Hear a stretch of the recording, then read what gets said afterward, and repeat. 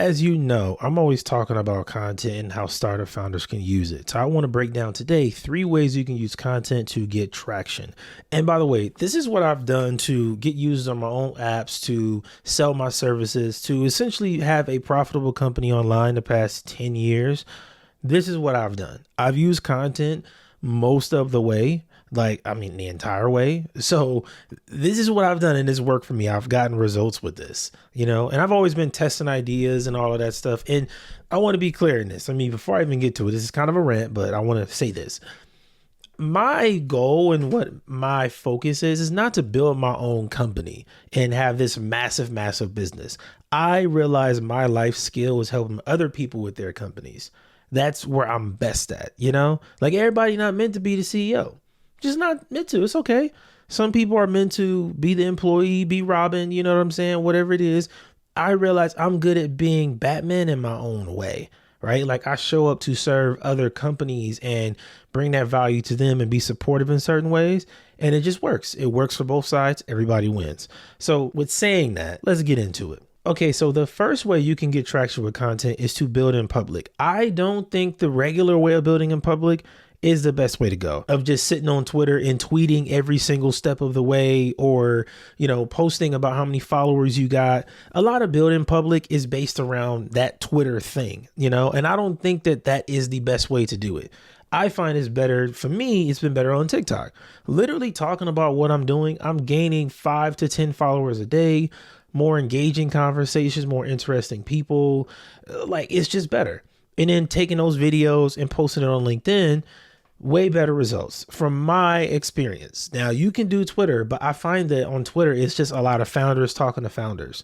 It's not like a lot of your ideal customers are on Twitter, because the startup space on Twitter is full of entrepreneurs. They're all builders. They're not the people you want to eventually sell to. Like my app Learn Journal is not for that kind of person specifically. I'm focusing more on the people who are taking courses, who are trying to get certified in something, who are building skills. I'm not really making this for the founder or the developer, or, it's not for those kind of people. So if I just went and built in public on Twitter, it's not really going to work. I think you can build in public anywhere online. It's just about showing up consistently and giving people insight into what you are doing, what you're building, how it's going to help them. Because the people that get to see your journey and interact with you while you're on the journey and they're a part of it, when you succeed, a lot of those people feel like they're part of your success. They celebrate you more than your own family. So it's good to build in public, but I don't think it's meant to share all your secrets and talk about every single thing. Like, I don't think you need to talk about every single dollar you make. It's just not necessary. What I find is better is to actually engage those people in conversations, to get their feedback, to talk about what you're building, how it would be helpful, and ask them what they think about it. Or to talk about a success story and how you help somebody else and ask them if you can help them with one of their problems. Like, that's way better. It's more engaging versus being on Twitter, in a small circle of Twitter, mind you, talking to a lot of founders about how many followers you gained in the past week. Like, does it matter? Kind of.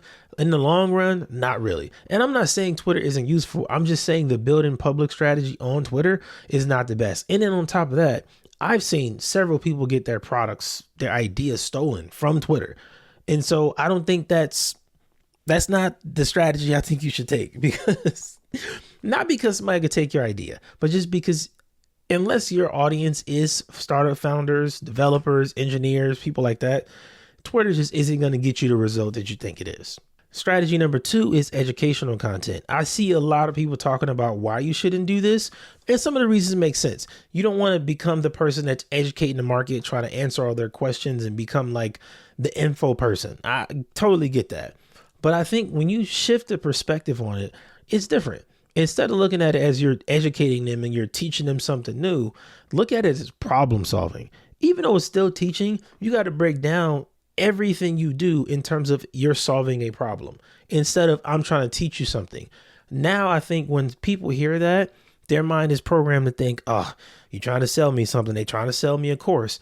But if I told you I'm going to help you solve this problem, that's a whole different perspective. It's a whole different conversation. And then behind that, in your educational content, actually educate people. Like literally put the effort in to help them. Don't just make it about you and what you want and what you like and all that. No, actually help them. And my process is kind of simple. This is a problem. This is a solution. Here's how you execute. Here's an example. You can follow that model with literally anything. If my kid didn't know how to ride a bike, you don't know how to ride a bike because you're not doing these things right. Here's what you need to do. Here's how you do it. Go and execute. Simple. It's a very simple thing that you can follow with literally any problem. This is a simple framework I came up with reading one of my books. Like, I think that's how every problem should be solved. And in your content, you do the same thing. That's what makes it so easy. No matter what you want to talk about or what the topic is, that's the method you follow. This is the problem. Here's a solution. You can give the example or execution, and boom, you finish with the other one. That's simple. Do that thing right there, and I promise your audience will love you.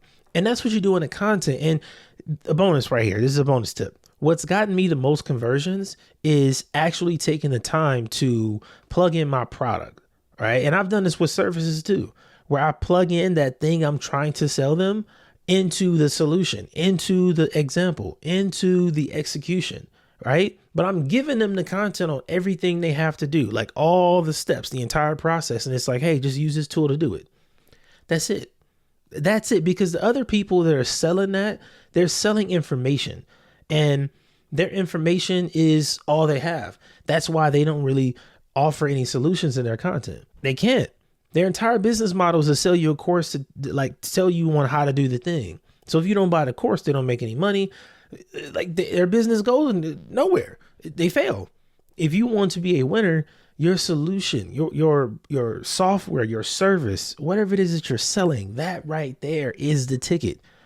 Not the information is something you give away. You just hand it out for free as much as you can. Actually, when you do that, man, it opens a lot of doors. It makes selling a lot easier. Now, the last thing you got to do is leverage other people's platforms. And when I say that, I mean be a guest on podcasts, be a guest on newsletters. Those two alone are huge. And I would say number 3 could be getting influencers to promote you. Sometimes that's a bit harder and more challenging, but that's the path right there. Podcasts, newsletters, influencers. Because you might not have an audience or connections, but you going on somebody else's podcast, let's say 2 or 3 every month, that's going to give you some traction really fast. And then let's say you're on 2 or 3 newsletters every month. Now, if you're getting promoted in 5 or 6 places every single month, people will start to see you everywhere. You become omnipresent. It's like, man, I'm seeing this guy everywhere. It's like, she's popping up everywhere. How? Because I'm connected to this person. I know that person. I'm on their show. Like, that's how it should work. That's how it should work. I just gave myself an idea thinking of that. Let me write this down before I forget. And I know that sounds hard, like, oh my God, how do I do this? Simply make a list of the top 50, top 100 podcasts in your market. If you're in marketing, if you're in B2B SaaS, if you're in startups, whatever it is, list the top 100 shows, then list the top 100 newsletters, and then list the top 100 influencers. You want to start connecting with those people. Some of them might intertwine. Like, I know in my market, Greg Eisenberg, one of the top podcasts, one of the top YouTubers, and he's in the startup to SaaS space. He's also an influencer. Like, he fits in all 3 of the categories with the newsletter as well. That's somebody to connect with, because the goal is to be on that show, right? Like, that's how it goes. You list 100 in each category, and you can just run down all 300, making connections with them, supporting their content, sign up to their newsletter, like building those engagements and those relationships over time. I'm not saying this happens overnight. This is something you do for like 6 months to a year. But when it clicks, it clicks. And then you end up on everybody's podcast, on everybody's platform. Next thing you know, you're speaking at events. I followed this process in the podcasting space. I'm telling you, this is what got me on stage. And when I would go to events to speak, I would make really good money. Once I'm on stage speaking, I'm solving problems, helping people, and I'm giving all the game away for free. After that, people buy, I make money. That's simple. Like, this is the process. And it's not to become an influencer. Again, it's not so you can have millions of followers. This is what you do to get more conversions, make selling easier, create more opportunities for yourself. I think if you could do the same process, if you want a really good job, it just works. This is a system to follow. I'm giving you a lot of game right here, man. So I know I broke down a lot. I know you probably have questions, But you can get started with your thought leadership scorecard. This is a rubric that I put together based on a ton of data from influencers, podcasters, newsletters, YouTubers, bloggers, all of this stuff. I have an incredible rubric that I put together, and I put all my clients through it so I can really rank them and show you on a scale of 1 to 5 where you rank in thought leadership specifically for your market. Now, this is a service I deliver to my audience completely free. You can check it out down in the description box down below. If you got any questions, hit me up on Twitter, LinkedIn, all that good stuff. I'm Chris. I will see you next time.